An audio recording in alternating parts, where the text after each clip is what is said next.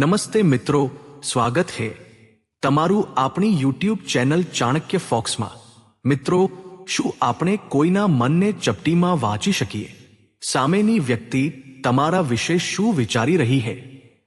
તેના મનમાં તમારા માટે કેવા વિચારો ચાલી રહ્યા છે?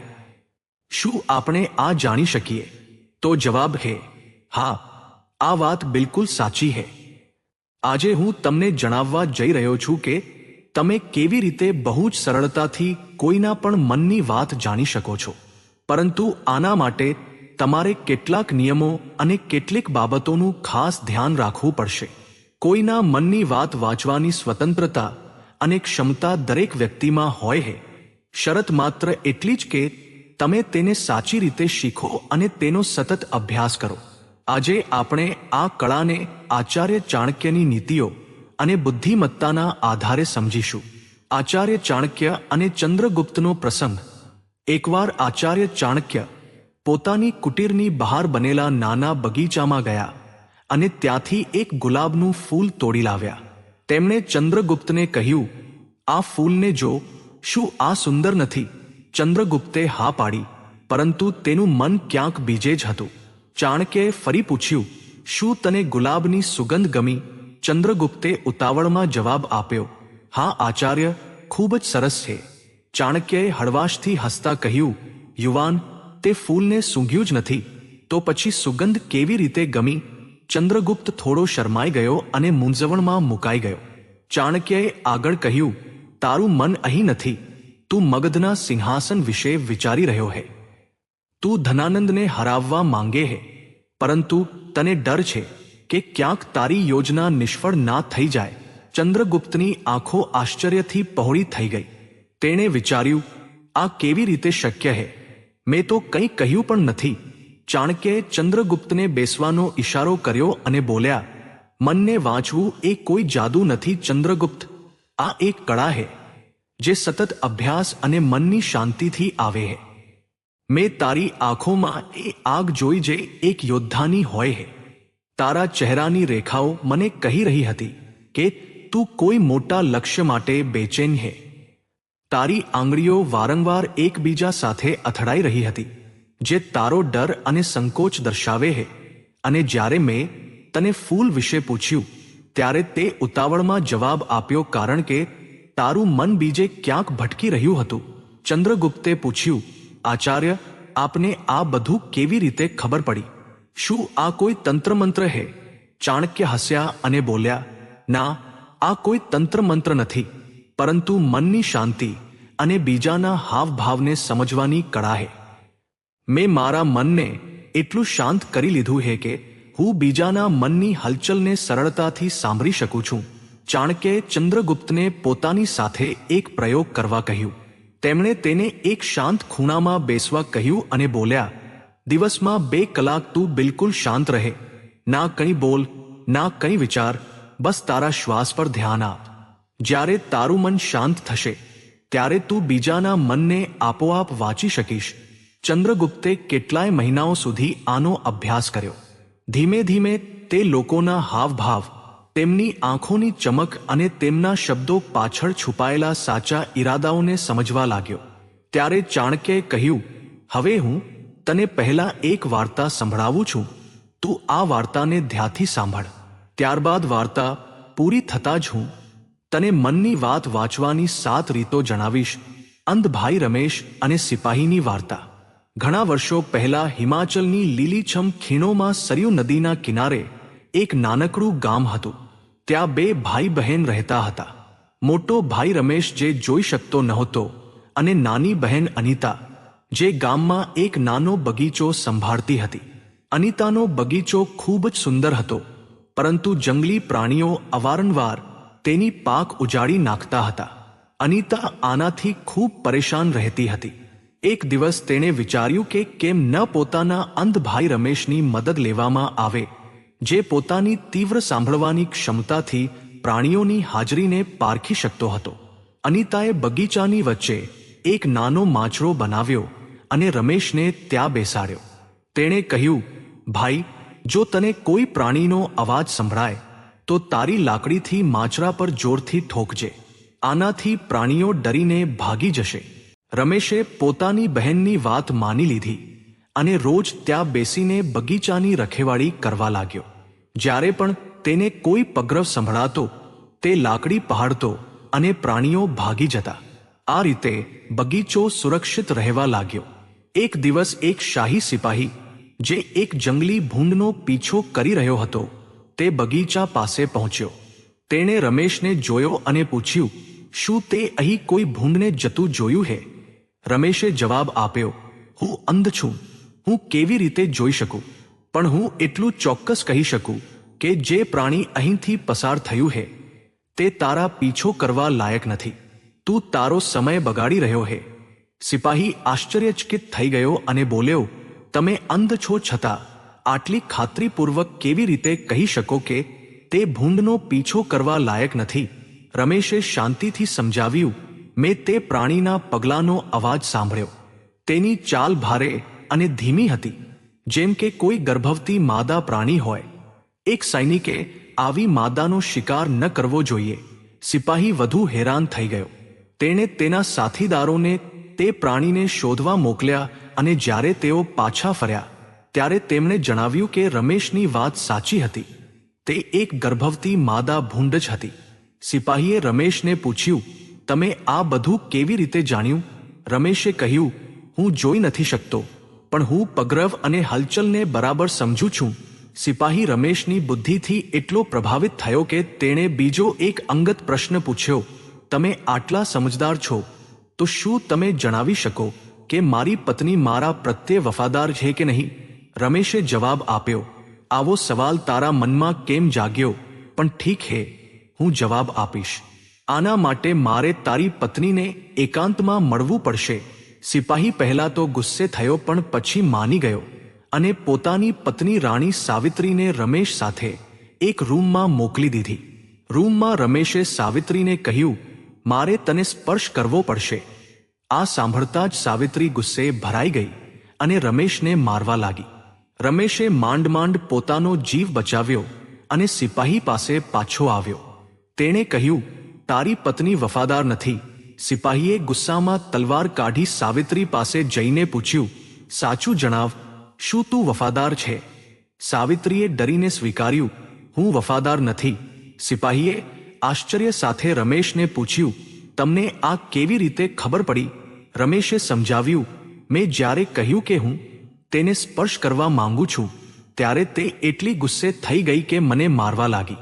એક વફાદાર પત્ની અજાણ્યા પુરુષને સ્પર્શ કરવાની મનાઈ કરે છે, પરંતુ તેણે ગુસ્સામાં આવીને મને મારતી વખતે મારા આખા શરીરને સ્પર્શ કર્યો. આવી સ્ત્રી વફાદાર કેવી રીતે હોઈ શકે? સિપાહીએ ફરી એક સવાલ પૂછ્યો, છેલ્લો સવાલ, શું હું મારા પિતાનો જ પુત્ર છું કે કોઈ અન્યનો? રમેશે કહ્યું, તમે આ રાજ્યના સૈનિક છો, આ સવાલનો શો અર્થ? પણ ઠીક છે, હું જવાબ આપીશ, પરંતુ તમારે વચન આપવું પડશે કે તમે ગુસ્સે નહીં થાઓ. સિપાહીએ વચન આપ્યું. રમેશે કહ્યું, તમે તમારા પિતાના જ પુત્ર છો, પરંતુ તમારા પર એક કંજૂસ જમીનદારનો પડછાયો પણ છે. સિપાહી તરત જ પોતાની માતા પાસે પૂછવા ગયો. માતાએ કહ્યું, તું તારા પિતાનો જ દીકરો હે, પરંતુ જ્યારે હું નહાઈ રહી હતી ત્યારે એક કંજૂસ જમીનદારની કુદ્રષ્ટિ મારા પર પડી હતી. સિપાહી રમેશ પાસે પાછો ફર્યો અને પૂછ્યું, તમે આ કેવી રીતે જાણ્યું? રમેશે કહ્યું, તે મને હજુ સુધી એક પણ ઇનામ નથી આપ્યું. જો કોઈ બીજો સિપાહી હોત તો અત્યાર સુધીમાં મને કેટલાય પુરસ્કાર આપી ચૂક્યો હોત. આના પરથી મેં અંદાજ લગાવ્યો કે તું સ્વભાવે કંજૂસ છે. સિપાહી હસી પડ્યો અને બોલ્યો, તું જે માંગીશ તે આપીશ, પણ એ જણાવ કે તું આટલા સચોટ જવાબો કેવી રીતે આપી શકે હે? રમેશે કહ્યું, હું જોઈ શકતો નથી, પણ હું લોકોના મનને તેમની હરકતો, વ્યવહાર અને શારીરિક હાવભાવ પરથી વાંચી શકું છું. તો ચાલો મિત્રો, હવે આપણે જાણીએ મનની વાત જાણવાની 7 અદ્ભુત રીતો વિશે. ત્યારબાદ ચાણક્યએ મનની વાત સમજવાની આ 7 રીતો જણાવી. નંબર 1, તેની આંખોમાં જુઓ અને તેમના હાવભાવને સમજો. આંખો એ મનનો અરીસો છે. જ્યારે તમે કોઈની આંખોમાં ઊંડાણપૂર્વક જુઓ છો ત્યારે તેમના ચહેરાની સૂક્ષ્મ હલચલ, જેમ કે ભમરનું સહેજ ઊંચું થવું, હોઠ પરનું હળવું સ્મિત અથવા નજરનું આમતેમ ભટકવું, તેમના મનની આખી વાર્તા કહી દે છે. ઉદાહરણ તરીકે, જો કોઈ વ્યક્તિ તમારી સાથે નજર મિલાવવાનું ટાળે છે, તો કદાચ તે કંઈક છુપાવવાનો પ્રયત્ન કરી રહી છે. વળી આત્મવિશ્વાસથી ભરેલી નજર દ્રઢતા સૂચવે છે. બેસવાની રીત, હાથની ગતિ કે ચહેરાની રેખાઓ પણ ખૂબ મહત્વની છે. આ કળા શીખવા માટે તમારે જાસૂસની જેમ સતર્ક રહેવું પડશે. કલ્પના કરો કે તમે એક બાજ પક્ષી છો જેની નજર દરેક નાની હલચલ પર છે. રોજિંદા જીવનમાં તમે જેને પણ મળો, પછી તે દુકાનદાર હોય કે ઓફિસના સહકર્મી, તેમના ચહેરાને ધ્યાનથી જુઓ. શું તેમનું સ્મિત સાચું છે કે માત્ર ઔપચારિક? રોજ 5 મિનિટ કોઈ એક વ્યક્તિના હાવભાવનું અવલોકન કરો અને સમય જતા તમે શબ્દો વિના જ મનની વાત સમજવા લાગશો. નંબર 2, સામેવાળી વ્યક્તિને બોલવાની તક આપો. લોકોના મનને સમજવાનો સૌથી સરળ રસ્તો છે તેમને મુક્તપણે બોલવા દેવા. તે જેટલું વધારે બોલશે તેટલું તેને સમજવું સરળ બનશે.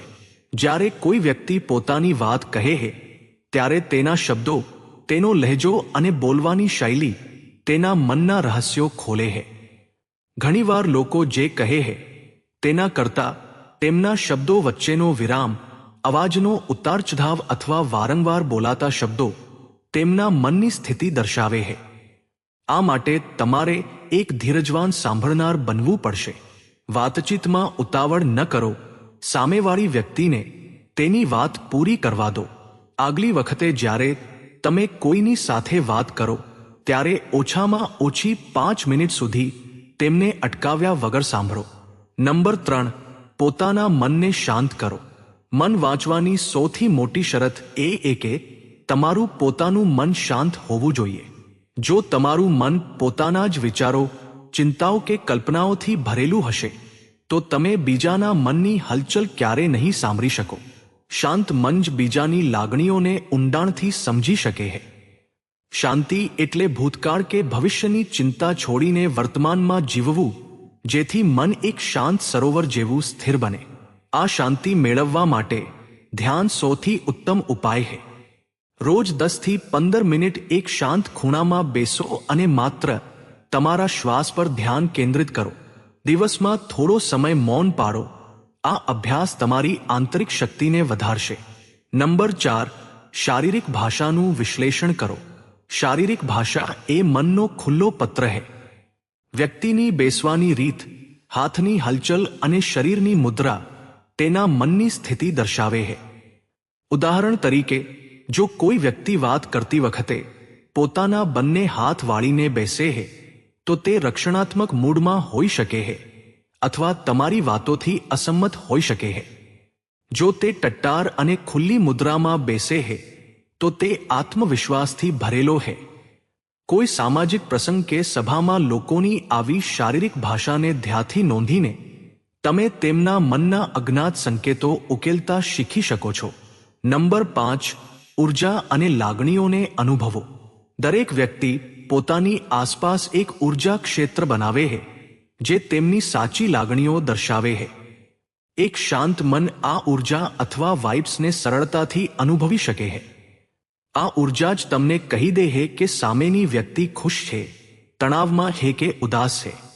આ માટે તમારે તમારી અંતઃપ્રેરણાને જગાડવી પડશે. ઘણીવાર કોઈ વ્યક્તિ બહારથી હસતી હોય છે, પણ તમને અંદરથી એવું લાગે છે કે કંઈક ગરબડ છે. આ તમારી અંતઃપ્રેરણાનો અવાજ છે. તમારી આ આંતરિક ક્ષમતા પર ભરોસો રાખતા શીખો. નંબર 6, પ્રશ્નો પૂછીને ઊંડાણમાં જાઓ. સાચા અને સચોટ પ્રશ્નો પૂછવા એ મન વાંચવાનું એક શક્તિશાળી હથિયાર છે. પ્રશ્નો વ્યક્તિને ખુલવા માટે મજબૂર કરે છે.